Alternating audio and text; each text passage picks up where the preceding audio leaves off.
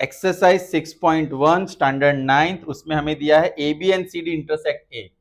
अब हमारे पास यहाँ पे ए बी है और दूसरा क्या है सी डी। उनके डायग्राम के हिसाब से ये मेरे पास है सी एंड डी इंटरसेक्ट कर रहा है ओ पॉइंट के अंदर। कौन से पॉइंट के अंदर? ओ। और मुझे यहाँ पे मेजरमेंट क्या क्या उनके द्वारा दिया गया है, A O C plus B O E is equal to 70। तो और दूसरा दिया है B O D equal to B O D 40, यानी ये मेरे पास है। पक्का? तो बीओडी अगर 40 होगा तो मुझे क्या क्या मिल सकता है? ये मिल सकता है, ये भी मिल सकता है, ये 40 तो ये 40 हो सकता है। और मुझे यहाँ पे पूछा गया है कि हमें पूछना है बीओई, हमें फाइंड क्या करना है?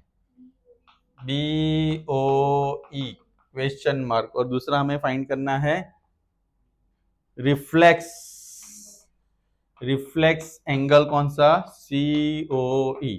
ये दो मुझे फाइंड करने हैं। तो यहाँ पे सबसे पहले A O C and B O E, B O E एक लाइन हमें और एक रे हमें और बनानी पड़ेगी बी ओ ई। तो हमें कौन कौन सा एंगल भी दिया है यहाँ पे ए O C and B O ई। तो ये मैं कैसे कर सकता हूँ? मेरे पास अगर बी ओ डी है तो उसके इक्वल टू मैं ए ओ सी लिख सकता हूँ। क्यों ए ओ सी लिख सकता हूँ? वर्टिकली ऑपोजिट एंगल, ये 40 तो ये भी कितना होगा? 40 हो जाएगा, इज इक्वल टू कितना हुआ? क्लियर? अब मेरे पास ये दो एंगल है, कौन कौन से? A O C plus B O E is equal to कितना दिया है? कितना दिया है? 70। तो उसमें किसकी वैल्यू मुझे पता है? ए ओ सी की वैल्यू पता है। कितनी पता है? तो मुझे क्या मिलेगा? बी ओ ई मिल जाएगा। तो बी ओ ई कितना होगा? 70 माइनस 40, तो बी ओ ई की वैल्यू 30 मिल गई। मेरा पहला आंसर मिल गया। लेकिन सर यहाँ पे तो सी ई ओ भी मुझे चाहिए, तो वो मैं कैसे ढूंढ सकता हूँ? मुझे आप लोग लॉजिक बताओ। मेरे पास कौन कौन से एंगल मिल गए? अब मुझे बी ओ ई मिल गया, बी ओ ई यानी कितना मिल गया? 30 मिल गया। तो मैं कैसे फाइंड करूंगा? यस, लीनियर पेयर में कितने एंगल होंगे? दो एंगल होंगे और भी स्ट्रेट लाइन होगी। तो वो तो यहाँ पे अगर आप, यस, स्ट्रेट लाइन यानी ये पूरी लाइन स्ट्रेट है, उस पे एक एंगल बन रहा है, ये दूसरा एंगल बन रहा है, ये कौन सा एंगल बन रहा है? मुझे रिफ्लेक्स ढूंढना है, लेकिन रिफ्लेक्स ढूंढने से पहले मुझे क्या ढूंढना पड़ेगा? सी ओ ई ढूंढना पड़ेगा। क्या ढूंढना पड़ेगा? तो मैं क्या लिखूंगा? A O B is a line, A O B is a straight line, right? Straight line. And therefore क्या होगा? ए ओ सी प्लस सीई ओ रहेगा ना, सी ओ ई प्लस बी ओ ई, या तो ई ओ बी, आप जो भी ले सकते। बी ओ वो कितना होगा? 1। मेरे पास ए ओ ई, ए ओ सी है 40, सीई ओ नहीं है ना, सी ओ ई। और बी ओ ई कितना है? 180, 40 प्लस 30 170, यहाँ पे जाएगा 180 माइनस, तो सी ओ ई कितना होगा? 110। लेकिन मुझे 110 नहीं ढूंढना है, मुझे ढूंढना है रिफ्लेक्स एंगल सी ओ ई। रिफ्लेक्स एंगल कैसे ढूंढते हैं? हमारी जो वैल्यू है वो। तो मुझे मिल गया जो जो उन्होंने पूछा था। एक आंसर ये है, एक आंसर आप वेरीफाई कर सकते हो। बोलो, सबको समझ में आया? अब इस क्वेश्चन में मुझे क्या करना है? ये जो दो एंगल मुझे दिए थे ना, जैसे यहाँ पे एक एंगल ये दिया है 70 और ये क्या दिया है, तो मैं यहाँ पे पैर बना के लिख रहा हूँ, वो आपको सॉल्व करनी पड़ेगी। 80, आप समझ रहे हो? क्वेश्चन वही रहेगा, लेकिन इस दोनों का प्लस क्या होगा? 80, और इसकी वैल्यू क्या होगी? क्लियर?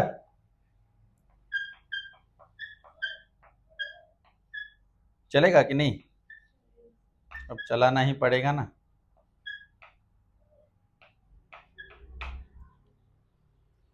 बस ये आप 3 कर लेना।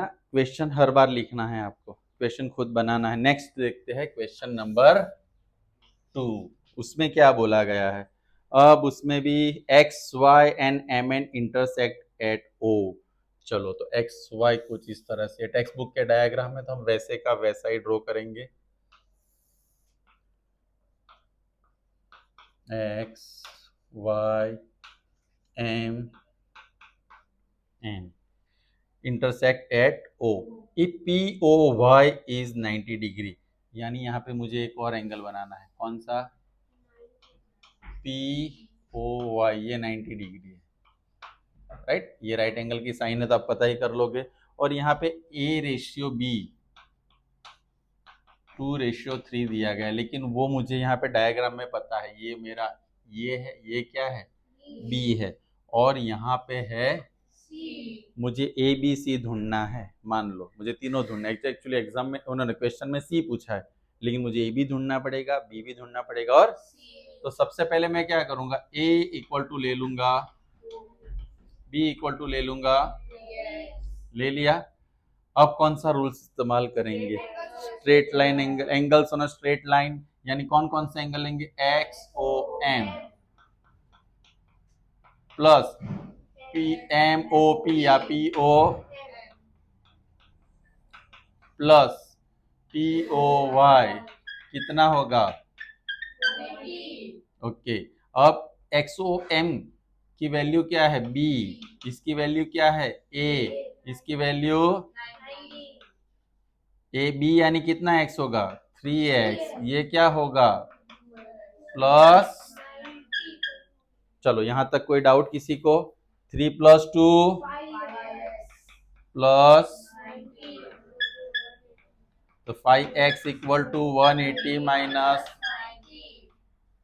5x equal to 90, x equal to 18 आएगा।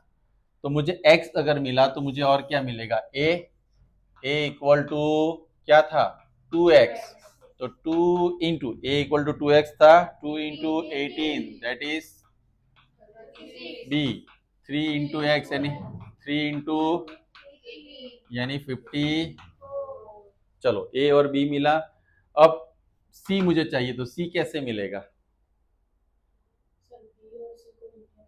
बी और सी लीनियर पेयर बन सकते हैं। देखो ये स्ट्रेट लाइन है और उस पे ये रे है, स्टैंड्स ओ ओ एक्स उस पे स्टैंड हो रही है। और यहाँ पे मुझे लिखना था, क्या लिखना था कंडीशन में? X O Y is a line. हर बार आप जो कंडीशन है ना वो अप्लाई करते हैं, वो लिखना चाहिए।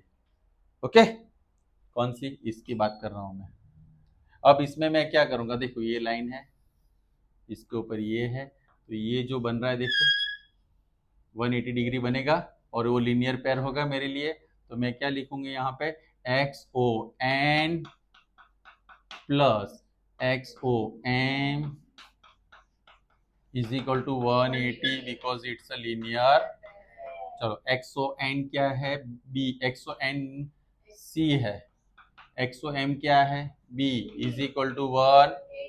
बी की वैल्यू कितनी आई हमारे पास? 54। यहाँ पे 1, 180 minus 54, what will be your answer? 126। गया दिमाग में सबको? बोलो, इसमें किसी को कोई भी क्वेरी है? यस। आप ऐसे समझो कि ये मेरा डायग्राम है और ये है, यहाँ पे m है, यहाँ पे o है, यहाँ पे x है, यहाँ पे क्या है? ये लीनियर पेयर था। लीनियर पेयर यानी ये दोनों का प्लस कितना होता है? 1 है। ऐसे नहीं कि लीनियर पेयर ऐसे ही बनता है, लीनियर पेयर ऐसे भी हो सकता है। एक लाइन स्ट्रेट एंगल होना चाहिए और उस पर एक रे होनी चाहिए, तो वो जो दो बाजू के एंगल होते हैं वो क्या बनता है? Linear pair. x equal to 18 कैसे आया? x equal to 90/5। क्लियर? चलो और कोई क्वेरी इसमें? पक्का? चलो तो इस तरह से हमने ये कौन सा क्वेश्चन किया। अब यहाँ पे आपको क्या करना, मैं खाली रेशियो चेंज कर दूंगा, यानी ये क्वेश्चन आपको वापस लिखना पड़ेगा और ratio I will change it. Ratio होगा 4:5, 7:2। आपको समझ में आ रहा है सबको? 6:3, 8:2। बोलो, किसी को डाउट नहीं होगा ना? बस ये 4 हमें एक्स्ट्रा क्वेश्चन बना के यही क्वेश्चन हमारे एक्स्ट्रा क्वेश्चन में कन्वर्ट हो जाएंगे। अब थर्ड वाला हमारा लास्ट क्वेश्चन। अब उसमें ऐसा बोला है कि पहले तो मैं डायग्राम ड्रॉ कर लेता हूं।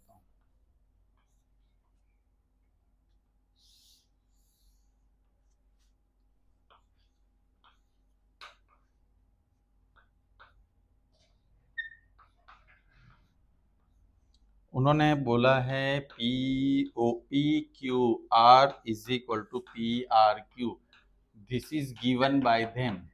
ये उन्होंने दिया है, यानी ये दोनों एंगल कैसे है? सेम है। This is given by them. हमें प्रूव करना है, क्या प्रूव करना है? कि PQS is equal to PRT, this is what we have to prove. ये हमें प्रूव करना। तो चलो, अब ये सोचो कि मेरा डायग्राम ऐसा ही है, ये मेरे लिए S है, ये मेरे लिए Q, ये P और ये मेरे लिए R है। तो क्या बना ये? लीनियर पेयर बना। मैं किसकी बात कर रहा हूँ, बता ना? पक्का? तो लीनियर पेयर में मैं क्या लिखूंगा? PQS प्लस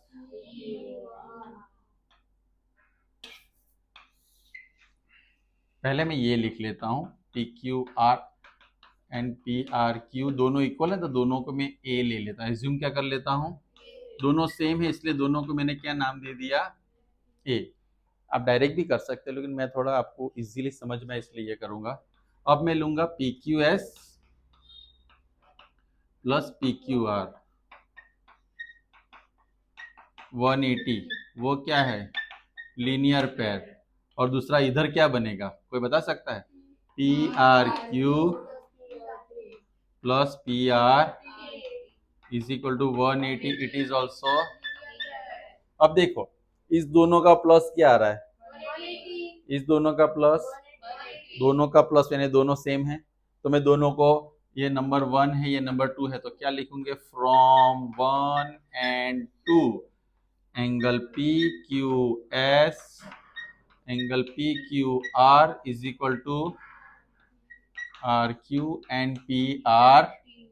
अब इसमें मुझे किसकी वैल्यू पता है? पता है, ये देखो, ये वैल्यू पता है। किसकी वैल्यू? PQR की। और वो लिख देते हैं PQS प्लस ये क्या रहेगा? A। यहाँ पे मैं क्या लिखूंगा? A। और ये क्या रहेगा? A कट हो जाएगा, क्योंकि ये वाला ये इधर आ जाएगा तो माइनस हो जाएगा, और माइनस प्लस क्या हो जाएगा? कट।